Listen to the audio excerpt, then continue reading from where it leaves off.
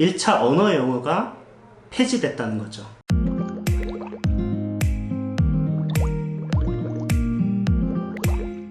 네, 안녕하세요. 레슨포케아트 연극영어원 원장 이상민입니다. 한예종 올해 입시 요강이 발표가 됐죠. 굉장히 중요하고 변화가 크기 때문에 이 부분에 대해서 정리가 필요합니다. 그래서 오늘 이 시간에는 발표된 한예종 모집 요강이 어떤 식의 내용을 갖고 있는지부터 일단 분석을 하고요. 그 다음에 거기에 대한 해설을 좀 하고, 그 다음에 이제 거기에 맞춰서 학생들이 어떤 전략을 가지고 준비해야 되는지 이 단계를 나눠서 한번 설명해 보도록 하겠습니다. 일단 제일 큰 변화가 뭐냐면요, 한예종 영화과의 경우에 1차 언어 영어가 폐지됐다는 거죠.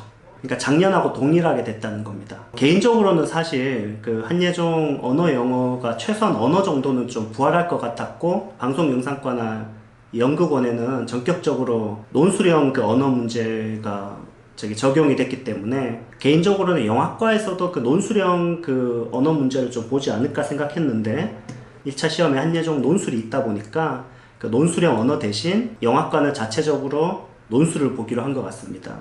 그래서 전반적으로 모든 한예종 입시에서 수능식의 언어 영어 폐지된 게 맞습니다. 그래서 이게 중요한 거는 시험을 본다고 했다가 없애는 거는 가능할 수 있어요, 작년처럼. 근데 안 한다고 했다가 시험을 본다라고 얘기하는 건 굉장히 어려운 일입니다. 그래서 없어졌다고 생각하셔도 됩니다. 올해 여러분들 한예종 영화과 준비하는 경우에는 언어 영어가 없는 게 맞습니다. 방송 영상과도 언어 시험이 없어진 게 맞습니다. 대신 논술형이 나오기 때문에 영화과와 거의 비슷해졌다고 보셔도 됩니다. 논술형 언어 문제는 4월 달에 이제 샘플을 보낸다고 했는데, 어떤 유형인지 충분히 예상이 되기 때문에 거기에 대해서는 나중에 설명해 드리도록 하겠습니다. 그럼 세 번째는 특별 전형이 좀 폐지될 가능성도 있지 않나라고 예측을 하는 사람들이 좀 있었는데, 여전히 동일하게 뽑는 걸로 나와 있습니다. 작년처럼 올해도 외국어를 3명밖에 안 뽑을지에 대해서는 알 수가 없습니다. 3명보다 적게 뽑지는 않을 것 같아요, 개인적으로. 3명보다 많이 뽑을 것 같은데, 진짜 정원이 9명인데 9명을 다 뽑을 수도 있고요. 수상특기자에서도 인원을 다 채울 수도 있고, 아니면 작년처럼 최소한의 인원만 뽑을 수도 있습니다. 그거는 한번 지켜봐야 될 것 같습니다. 그 다음에 이제 네 번째 중요한 내용을 좀 분석하면, 원래 연출과 같은 경우에는 워크숍이라는 그런 연극원 연출과에 준비하는 게 있었잖아요. 그것도 없어졌습니다. 그래서 연극원의 경우도 작년과 완전 동일하다. 그래서 올해 입시 요강, 한예종 입시 요강 공식 발표를 분석하자면 결국 작년과 동일하다라는 걸 알 수 있습니다. 자, 그러면 변화된 팩터에 대해서 우리가 분석을 했기 때문에, 그럼 그거를 전략적으로 한번 보도록 하죠. 어떤 일이 벌어질지 예측해 본다면, 작년의 데이터를 보면 너무나 명백히 알 수 있습니다. 작년을 봤을 때 영화과가 최초로 1200명이 넘었었죠. 저는 1200명보다 더 많아질 것 같아요. 작년에 시험 봤던 학생들도 있기 때문에 1200명보다 더 많아질 거다. 그렇게 되면 어떤 일이 벌어지냐,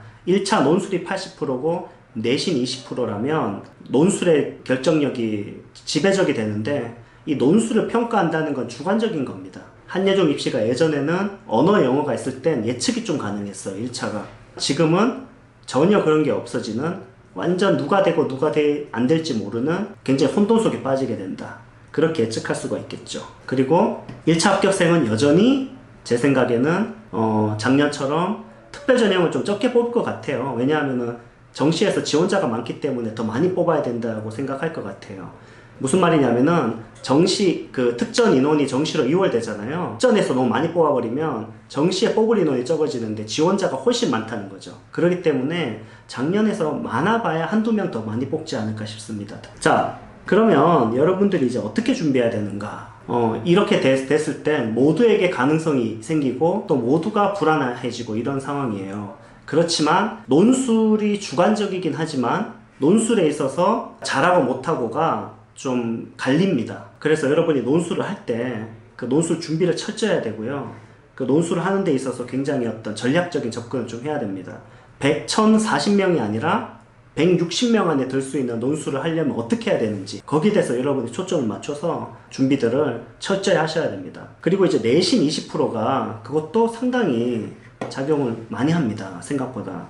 그래서 이 내신 20%지만 여기에 대해서 이제 어떤 대비도 여러분들 어느 정도 돼 있는 게 중요하다고 생각할 수 있습니다. 결국에는 이제 1차에서 어느 정도는 예상이 가능합니다. 그러니까 이 친구가 논술이 좋네? 이렇게 됐을 때 높은 확률로 1차 합격하는 걸 봐왔기 때문에 여러분들이 논술이 주관적이지만 그렇다고 해서 그 변별력이 없는 건 아니기 때문에 여러분들이 논술 준비에 최선을 다한다면, 그리고 내신 상관없이 논술이 뛰어나면 합격하는 그 퍼센트가 있거든요. 그래서 여러분들이 논술에 집중할 수 있다면 여러분들에게 좋은 그 도움이 될 겁니다. 그리고 논술 관련해서는 제가 유튜브에서 꾸준히 그 얘기해 드렸고, 앞으로도 논술에 대한 강의를 좀 많이 해드릴 테니까 참고하시기 바랍니다. 그럼 마지막으로 이제 다른 과들 한번 살펴볼까요? 방송 영상과 같은 경우에는 역시나 언어가 수능식이 아니라 서술형이고 내신이 이제 들어가 50%가 되기 때문에 학생들이 지원하기가 좀 까다로울 거예요. 그런데 내신이 한 4등급 정도 이상이라면 너무 내신에 신경 쓰지 말고 접근하십시오. 왜냐하면 내신이 2등급이라고 해서 아주 유리하고 4등급이라고 해서 많이 떨어지는 게 아니거든요. 한예종 그 기준으로는 전체 과목을 다 보고 기본 점수가 있기 때문에 그 현재 내신이 한 4등급 정도 이상이라면 내신이 50%지만 한번 지원해 보는 게 좋고, 국어가 그 수능형이 아니죠. 언어 추론이 아니라 서술형인데 그게 또 하나의 기회가 될 수 있어요. 논술에 좀 강하고 내가 이렇게 글 쓰는 거 좋아한다면 과감하게 방송영상과 지원해 보는 것도 하나의 방법이 될 것 같습니다. 방송영상과 지원자는 작년에 비해서 늘어날 걸로 예상을 합니다. 영국어를 마지막으로 말씀드리면, 영국어는 연출과가 1차에 내신이 20% 들어가고요. 극작과는 50%가 들어가요. 이렇게 되면 내신이 높은 학생은 서창과나 극작과를 쓰게 되고, 내신이 낮은 학생 연출과 쓰게 되기 때문에 내신이 너무 낮은 경우에 극작과를 쓰는 것은 굉장히 위험하고요. 내신이 그래도 한 3등급 정도? 이 정도 선에서 그 극작과나 서창과를 쓰는 게 좋고, 한 4등급 정도도 가능은 할 것 같습니다. 5등급 미만이라면 쓰는 게 굉장히 위험할 것 같습니다. 나머지는 작년과 동일합니다. 올해 큰 변화가 있었는데 여기에 대한 사실 확인과 분석과 전략까지 한번 얘기해 봤습니다. 여러분들 잘 준비하시고 이제 논술, 한예종 영어과 논술에 대한 또 준비에 대한 유튜브 특강을 참고해 주시기 바랍니다. 오늘 여기까지 하겠습니다. 감사합니다.